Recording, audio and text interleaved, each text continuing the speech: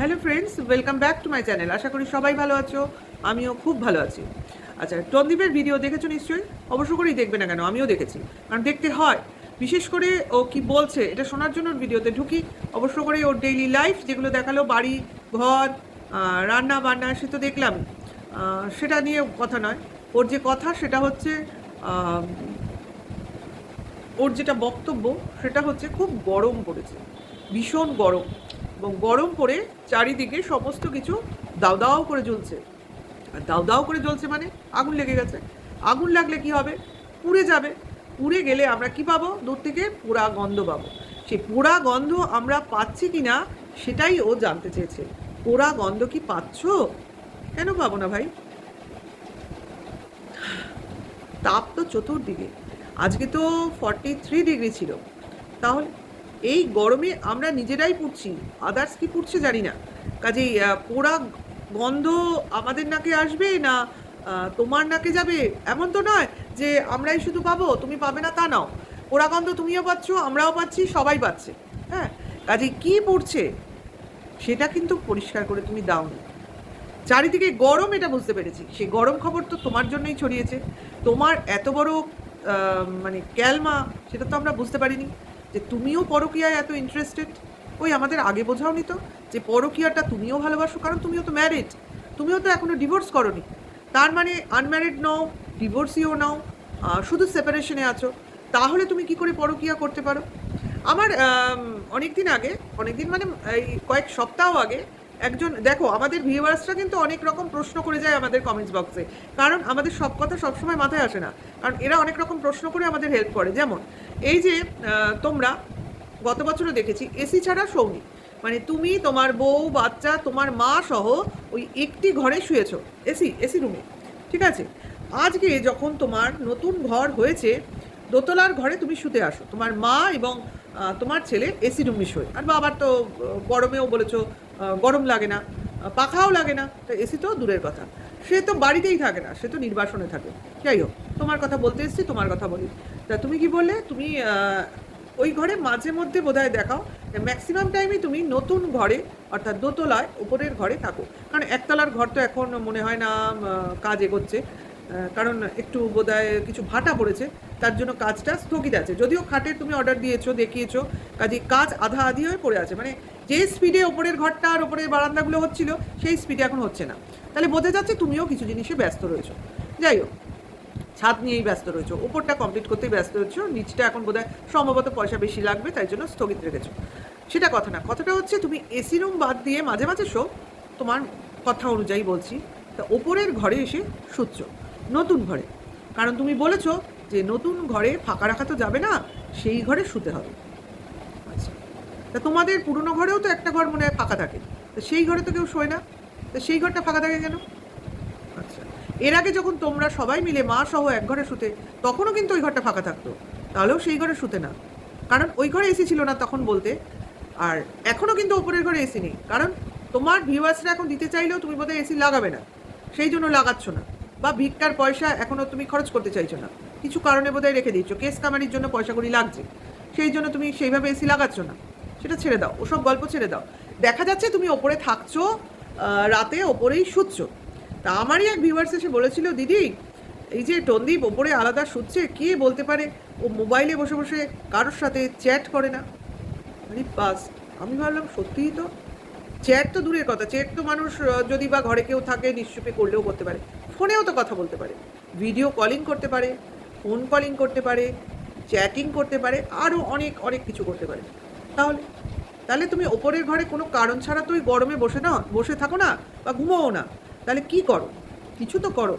এখন তো যে ঘটনাগুলো সামনে চলে আসছে, সেই ঘটনাগুলোর পরিপ্রেক্ষিতেই বুঝতে পারছি যে ভিউয়ার্স এই প্রসঙ্গটা তুলেছিল তার মনেও সন্দেহ জেগেছিল যে তুমি হয়তো এগুলোও করো। তার মানে আমার এখানেই প্রশ্ন, তুমি যদি এই পরকীয়াটাকে এত নর্দমা ডাস্টবিনের মতোই দেখবে, যার জন্য বউকে তাড়িয়েও ক্ষান্ত হলে না, তার চরিত্রকে দিনের পর দিন নিজে বিক্রি করলে, তারপরে ভাবলে এতটা বলা নিজের পক্ষে ঠিক হবে না, তারপর কিছু ক্রিয়েটারের হাতে ছেড়ে দিলে তাকে বিক্রি করার জন্য এবং তাকে কচুকাটা করার জন্য, এখনও তারা করে যাচ্ছে স্টিল নাও তোমার কথাতে, তাহলে সেই কাজটা তুমি কি করে করলে ভাই? নাকি ভাবলে পুরুষের 7 খুন মাপ, শুধু যত দোষ যে কোনো মহিলার?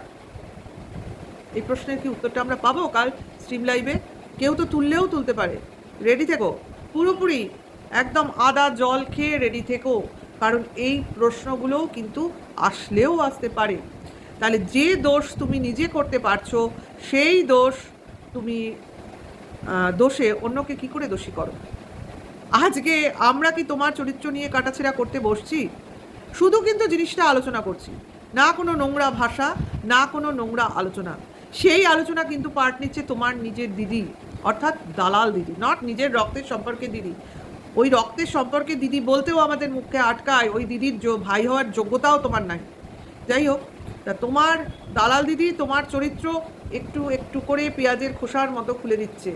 ভাই এটা করতেই পারে, যার বউ বাড়িতে নেই সে এটা করতেই পারে। 9 মাস ধরে যার বউ তার সঙ্গে নেই সে চ্যাট করতেই পারে, একটা দুটো গার্লফ্রেন্ড থাকতেই পারে।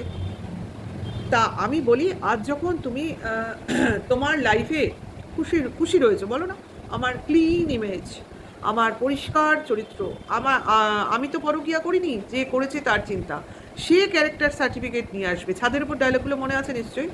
তাহলে এখন তোমার ক্যারেক্টার সার্টিফিকেট তোমার কোন কোর্ট থেকে দেবে, সুপ্রিম কোর্ট না হাইকোর্ট? এখন তো সমানে সমানে লড়াই হবে, কারণ সেও পরকীয়া করেছে, এও পরকীয়া করেছে। তাহলে একজন পরকীয়া করলে তার সন্তান পাবে না, আরেকজন পরকীয়া করলে সে সসম্মানে সন্তান নিয়ে বসে থাকবে। এটা কোন ধরনের আইনের পর্যায়ে পড়ে? তারপরে বলা হচ্ছে, মা যদি তার সন্তানকে রেখে অন্য কোথাও চলে যায় তাহলে সন্তানের তো অযত্ন হবে। তাহলে তুমিও তো ভাই তোমার সন্তানকে তোমার মায়ের কাছে থুয়ে গাড়ি করে তোমার প্রেমিকার উদ্দেশ্যে তুমি চলে গেছিলে, না তোমার গার্লফ্রেন্ড, সরি, সে যে কী এখনও জানা যায়নি, গার্লফ্রেন্ডের উদ্দেশ্যে চলে গেছিলে এবং বেশ খানিকটা সময় কাটিয়ে এসছো। এর আগেও তুমি বহু জায়গায় নাইট স্টে করেছো, ঘুরতে গেছো বন্ধুবান্ধবের সঙ্গে, সেখানে কি করেছিলে এখনও তো আমরা জানি না। সেখানে অনেক বন্ধুবান্ধবী ছিল, বান্ধবী ছিল বলিনি, বন্ধু বান্ধব অনেক ছিল। কাজেই সেখানেও কিছু ঘটনা ঘটেছিল কিনা আমাদের জানা নেই। সব ঘটনা আমাদের চোখের সামনে আসলে তখনই আমরা জানতে পারি। কাজেই একটা যদি গন্ধ বেরোয় চরিত্র থেকে, তাহলে অনেক চরিত্রের বিশ্লেষণ তখন করতে হয় আমাদের। অনেক ঘটনার পরিপ্রেক্ষিতে পরপর এক একটা করে জিনিস চোখের সামনে তখন চলে আসে। হ্যাঁ তাই তো, ওই সময়টা এটা হয়েছিল, ওই সময়টা সেটা হয়েছিল। কিছুদিন আগেই কেউ বলেছিল না তোমার বাইকের পিছনে কাকে দেখেছিল। এখন কিন্তু সমস্তই আমাদের মনে হচ্ছে, তারপরে ভবিষ্যতে দেখা যাবে। তাহলে এর থেকে আমরা বলতে পারি, আজকে তোমার ছেলে যদি তোমার সঙ্গে থাকে তাহলে সেও পরবর্তীকালে তোমার মতোই এইরকমভাবে অন্য মহিলার সম্মানহানি করবে না, কে বলতে পারে? তোমার মতো বাবার সঙ্গে থাকতে থাকতে তো তোমার মতো চরিত্রই সে অ্যাডাপ্ট করবে। তুমি বলছো আমি আমার বাবা মাকে দেখাশোনা করি, যত্ন আত্তি করি, তাই আমার ছেলেও সেটা দেখে শিখবে এবং সেও তার পেরেন্টসকে সেভাবে দেখবে। আচ্ছা, পেরেন্টস তো এখন বলা যাবে না, কারণ মা আলাদা হয়ে গেছে, তোমাকে দেখবে ধরে নিলাম। আর তুমি যদি ভবিষ্যতে বিয়ে করো সেই প্রসঙ্গটা আসবে। তা সে এখন কাস্টাডির ব্যাপারটা আমি সাইডে সরিয়ে রাখলাম, সে তো আইন বুঝে নেবে কোথায় কি হবে, মা পাবে না বাবা পাবে না, কি ব্যবস্থা হবে সেটা তারা বুঝবে। কিন্তু ব্যাপারটা হচ্ছে তোমার কাছে এই প্রশ্ন, ছেলে যদি এটা দেখে বাবা মার উপর কর্তব্য করছে, অবশ্য করেই সে সেটা শিখবে, একদম সঠিক কথা, শিখবে। কিন্তু তার সঙ্গে সঙ্গে তো এটাও শিখবে যে বাবা মাকে বাড়ি থেকে তাড়িয়ে দিয়েছে, বাবা আমাকে রেখে গাড়ি করে অন্য মহিলার সঙ্গে গিয়ে অমুক তমুক করে আসে, বা বাবা অন্য ঘরে থেকে মোবাইলে কি করে কি না করে, এইটাও তো তার মনে আসতে পারে। বাবা তো তার সঙ্গে শোয় না এখন, আগে শুতো এখন শোয় না। তাহলে এই জিনিসগুলোও তো সে শিখতে পারে। আর সব থেকে বড় কথা,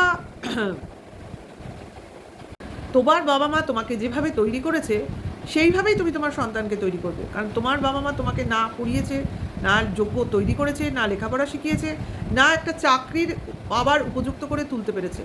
শুধুমাত্র আকারে আকৃতিতে বড় করে তুলেছে এবং কিছু অর্থলোভী পিপাসু করে তুলেছে, এইটাই তো করেছে, আর তো কিছু করেনি। কাজে বাবা মা কী এমন শিক্ষা তোমায় দিতে পেরেছে যাতে তুমি সেই শিক্ষায় শিক্ষিত হয়ে তোমার ছেলেকে শিক্ষিত করবে? কাজে বুঝতে পারছো কি বলছো তার সপক্ষে সেভাবে যুক্তিও নেই, তোমার অভিব্যক্তিও নেই। এখন তুমি মোটামুটি ফেসে গেছো এবং তার জন্যই তুমি আলফাল বকতে শুরু করেছো এবং বলতে চাইছো যে টিনা চাইছে তোমার বাবা মাকে বাদ দিয়ে তোমাকে নিয়ে এসে ঘর করতে। যেই প্রথম কথাটা এসেছিল যে বাবা থাকবে, মা আলাদা থাকবে, সেটা কেন বলেছিল সেটা আমরা সবাই জানি। কারণ তোমার মা সব জিনিসের সব বিষয়ে তোমাদের মধ্যে ঢোকে, যেটা কিনা তোমার বাবা ঢোকেন না। একজন ছেলের মাকে অনেক রকমভাবে ছেলের বিয়ে হয়ে যাওয়ার পর নিজের কর্তৃত্বটাকে একটু সরিয়ে রাখতে হয়। সংসার চালনা করা আলাদা জিনিস, কিন্তু ছেলে বউয়ের মধ্যে ঢোকাটা আলাদা জিনিস।